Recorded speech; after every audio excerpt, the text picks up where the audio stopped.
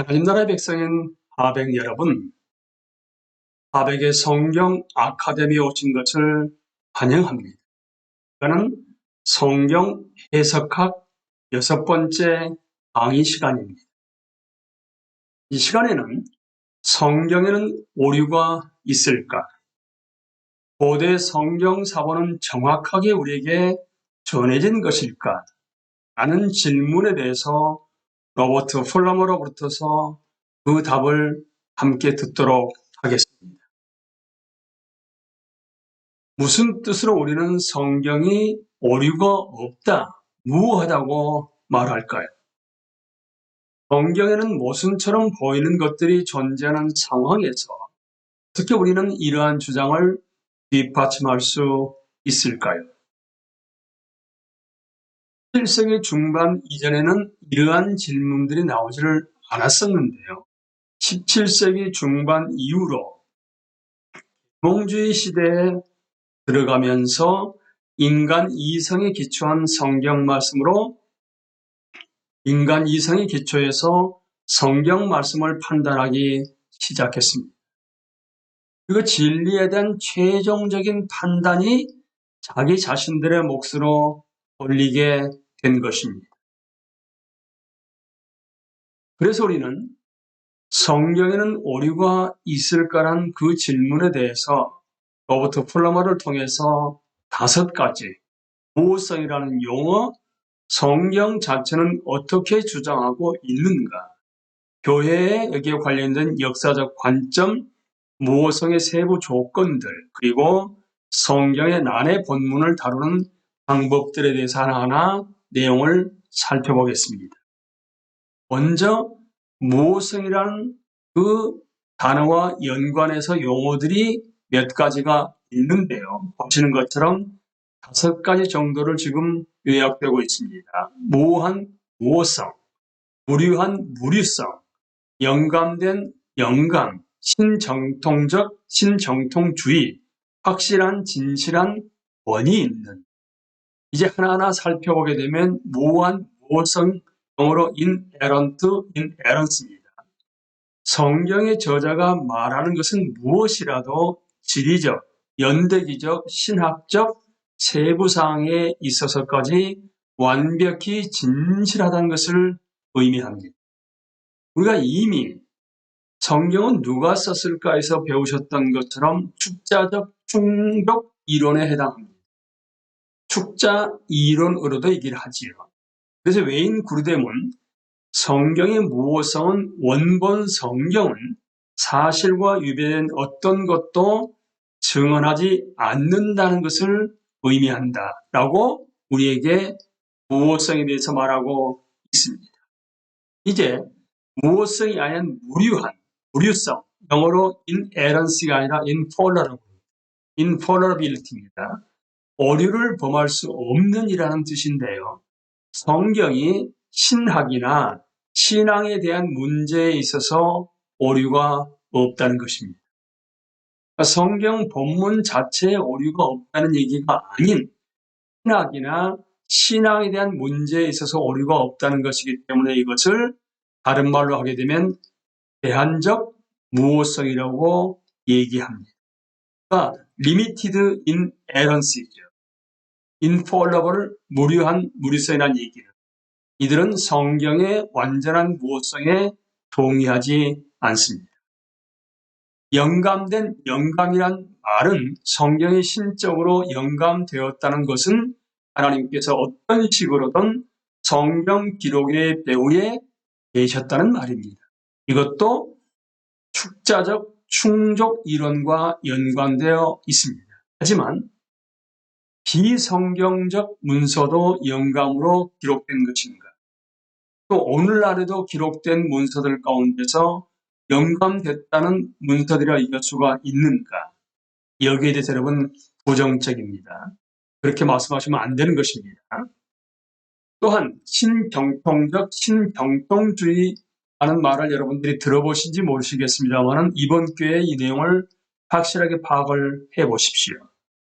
1920년대와 1960년대 어간에 일어났던 신학 운동을 묘사하는 것이 신정통주의입니다. 그러니까 칼 바르트나 에밀 브루너가 이 신정통주의 학자들인데요. 이들은 일반적으로 하나님께서 역사 속에서 구체적으로 하나님 자신을 계시하셨지만 타락한 인간이 그것을 불완전하게 기록한 것이라고 주장합니다. 이들 문서는 새롭게 선포되고 사람들이 살아계신 하나님과 실존적으로 만나게 될 때 비로소 하나님의 말씀이 되는 것이지 성경 자체가 하나님의 말씀이라는 것을 부인하고 있는 것입니다. 사실상 신정통주의는 이제 더 이상 위력을 발휘하지 못하고 있습니다. 이제 마지막으로 확실한, 진실한, 권위 있는 이런 단어를 쓰자고 주장하는 자들은 성경 비평가들의 입장에 서 있는 사람들입니다. 그러니까 모호한, 무료한, 영감 이런 단어를 쓰는 것보다는 확실한, 진실한, 권위 있는 같은 보다 긍정적이고 역사적인 개념을 사용하는 것이 낫지 않을까라는 주장을 하는 사람들인데요. 우리는 기독교 신학의 역사를 한 번만 훑어봐도 신학적인 오류들을 물리치는 데 있어서 새롭게 이게 요약된 부분을 얘기하는 겁니다. 그게 조건과 자격이 분명히 있었음을, 종종 요구되었음을 알 수가 있기 때문에 무조건 그것들이 무호성이 채택된 게 아니기 때문에 사실상 확실한 진실한 권위 있는 이런 단어들을 무호성이라는 쪽으로 대체할 수는 없다는 것을 얘기하고 있는 것입니다. 이제 두 번째, 성경 자체의 주장으로 들어가 봅니다.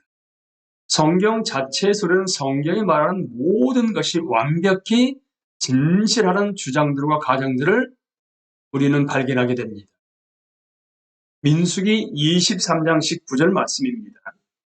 하나님은 사람이 아니시니 거짓말을 하지 않으시고 인생이 아니시니 후회가 없으시도다. 어찌 그 말씀하신 바를 행하지 않으시며 하신 말씀을 실행하지 않으시리요.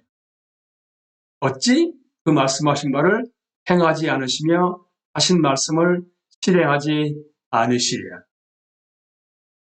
하나님은 사람이 아니신데. 그리고 히브리서 1장 1절 2절을 세 번역으로 읽어드리게 되면 하나님께서 옛날에는 예언자들을 통하여 여러 해에 걸쳐 여러 가지 방법으로 우리 조상들에게 말씀하셨으나 이 마지막 날에는 아들을 통하여 우리에게 말씀하셨습니다. 여기에 시작이 하나님께서입니다. 그리고 하나님의 아들을 통해서 우리에게 말씀하셨다고 분명하게 말하고 있습니다. 시편 12편 6절입니다. 여호와의 말씀은 순결하며 흙 도간에 7번 단련한 은가도. 그래서 여러분들이 시편과 잠언을 읽어보시게 되면 하나님이 말씀이 완전하다는 것을 반복해서 찬양하는 글들로 가득합니다.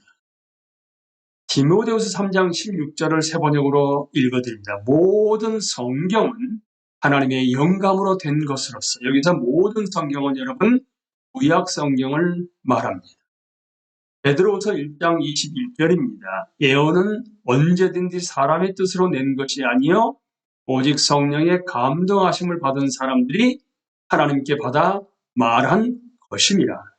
예언이라 하게 되면 성령의 감동하심을 받은 사람들이 누구한테 받아서 말한 것이냐 하게 되면 하나님께 받아서 말한 것이라는 것입니다. 예수님도 요한복음 10장 35절에서 성경은 폐하지 못하나니, 이 성경 여러분 구약 성경을 지칭합니다. 이제 교회의 역사적 관점으로 넘어갑니다. 성경의 진실성에 대한 입장은 이제 17세기 중반 이후로 계몽주의의 도전을 받으면서 19세기 후반부터 20세기 미국의 그리스도인들 사이에서 중요한 경계선 역할을 하게 되는데, 무호성이라는 정확한 용어가 초대, 중세, 그리고 종교개혁 교회 역사에서는 발견되지 않을지 모르지만 왜 그러겠습니까, 여러분? 그것은 17세기 중반 이전이거든요. 계몽주의가 등장하기 전입니다. 무호성의 개념과 인식은 교회의 역사적 변화로 언제나 존재했습니다. 그런데 계몽주의로 말미암아 1877년에서 1988년까지 성경의 무호성을 지지하는 사람들은 이 문제에 대한 국제회의를 진행하였고 무호성과 해석에 대한 세계의 공식적인 성명을 만들어냈습니다. 이들 중 가장 중요한 문서는 성경 무호에 대한 시카고 선언입니다. 1978년도에 하게 됐는데 요약문을 함께 살펴보겠습니다. 첫 번째, 그분 자신이 곧 진리이시며 진리만 말씀하시는 하나님은 창조주와 주님과 구주 및 심판자 되시는 예수 그리스도를 통하여 잃어버린 사람들에게 그분 자신을 계시하시려고 성경을 감동하셨다. 성경은 그분 자신에 대한 하나님의 증언이다. 두 번째, 성경은 하나님 자신의 말씀으로서 성령에 의해서 준비되고 감동을 받은 것들에 의해서 쓰여졌다. 성경은 관여하는 모든 내용에 있어서 전혀 틀림이 없는 신적인 권위인 것이다. 성경이 주장하는 모든 것은 하나님의 교훈으로서 믿어야 합니다. 성경이 요구하는 모든 것은 하나님의 명령으로서 순종해야 합니다. 성경이 약속하는 모든 것은 하나님의 약속으로서 받아들여야 한다. 세 번째, 성경의 신적 저자 성령님은 자신의 내적인 증거로 우리에게 성경이 믿을만함을 입증해 주시고 우리 마음을 열어 그 뜻을 깨닫게 해주신다. 네 번째, 성경은 전체적으로 또한 추가적으로 하나님이 주신 것으로서 그 모든 가르침의 오류와 틀림이 없다.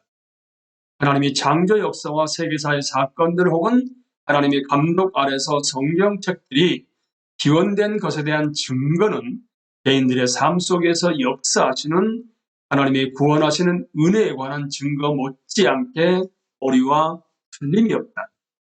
다섯 번째, 총체적인 신적 무호성이 어떠한 형태로든 제한되거나 무시된다면 성경의 권위가 손상되는 것은 불가피하다. 이뿐 아니라 성경 자체의 증거와는 상반되게 성경의 권위는 진리의 견해에 대하여 상대적이 된다. 이러한 과실은 개인과 교회에 심각한 해를 끼친다. 라고 시카고에서 발표된 성경의 내용들이 이렇습니다. 이제 그러한 교회의 역사적 관점에 이어서 무호성의 세부 조건들을 함께 살펴보겠습니다. 여러분, 무호성은요, 자필 원고, 성경의 원본에만 적용됩니다. 사실상 성경의 원본은 남아있지 않습니다. 그 성경 본문에 대한 저자의 의도와 저자 당시의 관행을 존중해야 합니다. 그리고 공관 복음에 등장하는 사건의 순서가 다소 다르거든요. 마태, 마가, 누가 복음에 기록된 내용을 보시게 되면 사건의 순서가 다른데 여기는 장르가 문학 양식이 복음서로서 연대기가는 아닙니다. 신뢰할 만한 해석이란 저자의 개별 강조점과 취지를 살리는 해석이며 원래 강조점이 충실히 우리의 가르침과 설교를 통해 전달될 수 있도록 해야 하는 것입니다. 뿐만 아니라 부분적인 전달, 바꿔쓰기, 요약을 우리는 무호성의 세부 조건들로서 인정합니다. 뿐만 아니라 현상학적이란 단어는 관찰하고 경험한 대로 현상을 묘사하는 것을 현상학적이라고 얘기를 합니다. 현상학적인 언어를 인정합니다. 객관적 설명 대신 자신들의 경험에 입각해서 진술하는 것입니다. 말의 진실성이 보증되지 않은 말, 혹은 그 사람이 말한 모든 다른 것도 진실하다는 암시도 담고 있다는 점을 인정합니다. 성경의 모든 주제에 대해 확정적이거나 총망라한 정보를 제공한다는 것을 의미하지는 않습니다. 부어체나 비규범적 문법 혹은 철자법에 의해 그 필요성을 잃지 않습니다. 이제 마지막으로 성경의 난해 본문을 다루는 방법을 함께 나눕니다. 그러니까 모순처럼 보이는 성경 구절을 다룰 때 우리가 기억해야만 할 지침들이 있습니다. 우리는 실제 성경 본문과 대화를 해야만 합니다. 그리고 의심하는 회의주의가 아닌 신뢰하는 마음으로 성경 본문을 대해야만 합니다. 그리고 어려운 본문에 대해서는 반드시 기도가 필요합니다. 왜 그럴까요? 마태복음 7장 7절 8절에서 예수님은 구하라 그리하면 너에게 주실 것이요 찾으라 그리하면 찾아낼 것이요 문을 두드리라 그리하면 너에게 열릴 것이니 구하는 이마다 받을 것이요 찾는 이는 찾아낼 것이요 두드린 이에게는 열릴 것이니라. 본문을 완벽하게 100% 이해는 못할지언정 본문을 올바로 이해하고 해석하고 적용하기 위해서는 기도가 반드시 필요합니다. 그리고 난해 본문을 다루게 될 때는 이미 우리가 공부했던 무엇의 세부 조건들을 기억하셔야만 합니다. 또 필요하면 반드시 조언을 구해야 하는 것이지요. 그 난해 본문은 억지로 조화시키려고 하시기보다는 우리가 성숙하고 성장해 가면서 그 말씀들이 깨달아질 수도 있기 때문에 나중에 더 깊이 생각해 보기를 하고 잠시 동안은 넘어갈 수도 있어야만 합니다. 이제 두 번째 큰 주제로 넘어갑니다. 고대 성경 사본은 우리에게 정확하게 전해진 것일까? 이런 질문을 할 수가 있는 것이지요. 지금은 성경이 그렇게 말하는 것으로 되어 있지만 2000년, 3000년, 4000년의 역사를 거쳐오면서 계속 변해오지 않았는가? 현재 우리 손에 들려있는 성경이 영감받은 저자에 의해 처음 기록된 글자들을 고스란히 간직하고 있는가? 왜냐하게 되면 원본이 없고 사본만 있다고 얘기하고 있는데 처음 기록된 글자들을 고스란히 간직하고 있는 것인가? 라는 질문이 나올 수 있겠지요. 그래서 로버트 풀러먼은 자신의 책에서 사본과 관련된 이슈들에 대한 개관을 하고 난 다음에 고대 문서의 복사, 구약성경, 신약성경, 그리고 이문, 텍스처럴 베어리언트의 예를 들어서 우리에게 설명해주고 있습니다. 먼저 사본과 관련한 이슈들에 대한 개관입니다. 이미 아실지 모르겠습니다만 구약성경은 여러분 예수님 오시기 전에 주전 1400년부터 주전 430년 사이에 1000년어간의 40명 이상의 저자를 동원해서 히브리어로 기록되었습니다. 신약 성경은 예수님 오신 뒤에 45년에서 90년어간 사이에 헬라어로 기록되었고요. 그 다음에 고대 문서의 원본을 우리가 밝혀내기 위해서 본문 비평학이라는 그 분야가 등장을 했고요. 16세기부터 유럽에서 번성하기 시작해서 19세기와 20세기 많은 고대 사본의 발굴과 함께 전성기를 맞이하게 되면서 보다 사본들을 검증해 나가면서 고대 문서의 원본에 가깝게 찾아가고 있습니다. 그래서 신약 성경의 경우에 있어서는 D.A. 가슨이라는 신학자는 96, 7%의 정확성을 가지고 재구성될 수 있다고 지적합니다. 그러면서 기독교 교리에 영향을 미칠 만한 그런 잘못된 본문은 없다. 해결되지 않은 본문상의 문제들 대부분은 교리적 의미가 거의 혹은 전혀 없는 것들이 그리고 또한 현대 성경 번역본인 영어의 ESV나 NIV나 NLT 등은 중요한 이문들을 난해주에 표기하고 있다고 합니다. 고대 문서의 복사와 관련 우리가 알아야만 할 내용들이 있습니다. 고대 유럽 랍비들과 초기 기독교 서기관들은 일반적으로 굉장히 정확하게 성경 본문을 복사했습니다. 유대 서기관들은 정교한 체계를 따라서 사본에 사용된 문자의 개수를 세우고요. 우발적으로 이문이 발생하지 않도록 제어했습니다. 마찬가지로 기독교 서기관들도 종종 여러 사람을 동원해서 자신들의 복사본을 읽고 오류를 찾아낼 정도로 굉장한 주의를 기울였습니다. 그러나 손으로 필사된 사본이기 때문에 어느 정도의 이문이 발생하는 것은 피할 수가 없지요. 이제 구약 성경에 관련해서 우리는 놀랍게도 1947년에 어떤 발견이 있었냐 하게 되면, 여러분 그림에서 보시겠습니다만은 SNF와 공동체가 주 70년경 로마인들의 공격을 피해서 이쪽으로 도망했을 때 사본 수집물을 남기게 되었습니다. 그러니까 여러 흥미로운 종파적 문서들과 외경 문헌들 외에 구약 성경의 에스더와 느헤미야를 제외한 모든 구약 성경의 책들을 수록한 사본들을 1947년에 발견하게 된 것입니다. 그걸 이름하여 사해 두루마리라고 얘기하고 DSS, Dead Sea Scrolls라고 얘기합니다만은 놀랍게도 그 발견된 책들의 내용은 주전 250년, 주후 50년 사본들과 사본들의 복사본이 포함되어 있습니다. 그리고 우리가 사본으로 얘기하게 되면 구약 성경의 사본으로서 맞서라 사본이 있는데요. 주후 약 7세기 내지는 10세기경에 맞서라라고 말하는 유대인 학자들이 성경 내용을 정확하게 보존하기 위해서, 그때까지는 여러분 구약 성경 히브리어로 기록된 성경에 모음이 없었습니다.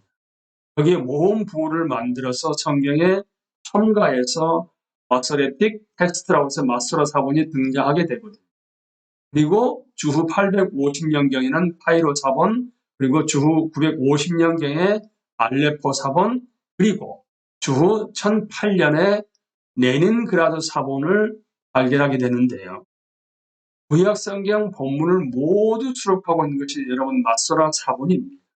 그리고 히브리 본문 BHS라고 얘기하는 1937년도에 이 본문이 지금 현재 구약의 본문으로 우리가 번역돼서 보고 있는 것입니다. 파이로 사본과 알레포 사본의 이게 모습들입니다. 코덱스라고 나와 있죠. 코덱이로요. 이제 신약 성경으로 넘어옵니다.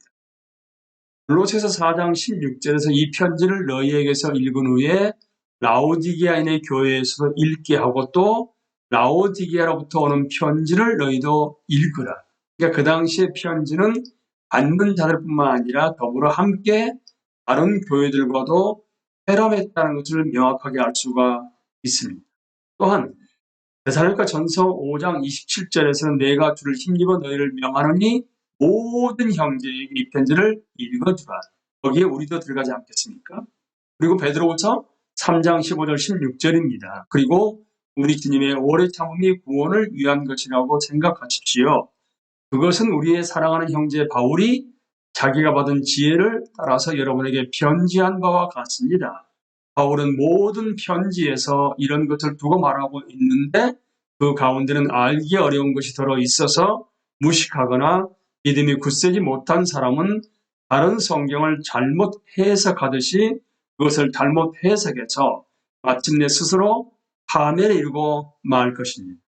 그러니까 사도 베드로도 사도 바울이 쓴 편지에 대해서 이미 알고 있었다는 것을 베드로 후서를 통해서 우리에게 알려주고 있습니다. 신약 성경의 사본은 약 6천여 개가 있다고 얘기를 합니다.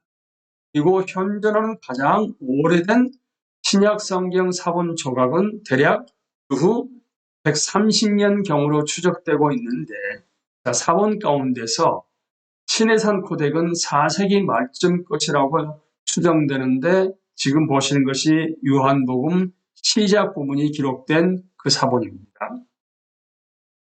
이제 마지막으로 이문의 예를 함께 나누겠습니다.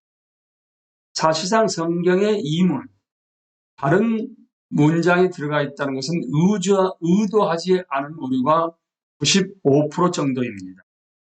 시각적으로, 청각적으로, 글쓰기 오류나 판단착오로 말미암아 발생된 부분입니다.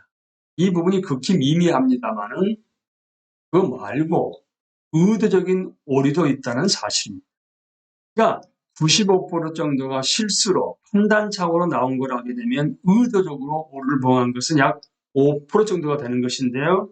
문법과 철자를 교정한다거나 또한 유사한 본문 사이의 조화를 가져오기 위해서 분명한 모순과 문제점을 제거하기 위해서 본문을 융합하다 보니까 또 다른 예배의식 전승을 알고 있는 그 사교관들이 채용했다거나 또한 신학적 교리의 교정을 위해서 의도적인 오류가 5% 정도가 포함되어 있다는 사실입니다. 하지만 그게 전체적인 어떤 교리나 전체적인 맥락에서 볼 때 크게 영향을 미치지는 않는다는 것입니다. 자, 이 시간에는 우리가 두 가지를 크게 공부했습니다, 여러분. 성경은 누가 썼는가에 이어서 성경에 오류가 있는 것인가. 그러니까 축자 이론에 따르게 되면 축자적 충족 이론에 따르게 되면 이중 저작권으로서 무효하다는 것을 확실하게 우리가 알 수가 있고 성경 자체에서도 하나님의 말씀으로 분명히 문제가 없다는 것을 얘기를 하고 있습니다. 근데 거기에 의해서 우리는 어떤 질문이 나올 수가 있냐 하게 되면 그 원본이 없다고 얘기하는데 과연 그러면 필사본을 통해서 지금까지 전해되어 오면서 문제가 있지는 않는 것인가에 대해서도 이제 우리가 어떠한 과정을 거쳐서 필사가 되었으며 비록 잘못된 부분이 있다는 것을 인정하지만 그것 자체가 원문에는 분명히 문제가 없겠지요. 필사본인 경우에 이문이 있지만 그게 크게 전체적인 성경 맥락에 비추어서 본문을 이해하고 적용하고 교리적인 부분에서는 크게 문제가 없다는 것을 다시 한번 우리에게 분명하게 일깨워 주었습니다. 이는 성경 말씀이 하나님 말씀으로서 오류가 없다는 것을 인정을 하고 비록 사본들의 약간의 의도적인 오류나 의도지 않은 오류가 있다 할지라도 그것이 전체의 문제를 일으키지 않기 때문에 성경 말씀을 그대로 믿고 올바로 해석을 하고 적용하게 됨으로 말미암아 하나님 말씀에 순종하여 하나님을 영원하게 할 수 있는 여러분과 제가 될 수 있게 되기를 예수님의 이름으로 기도합니다. 감사합니다.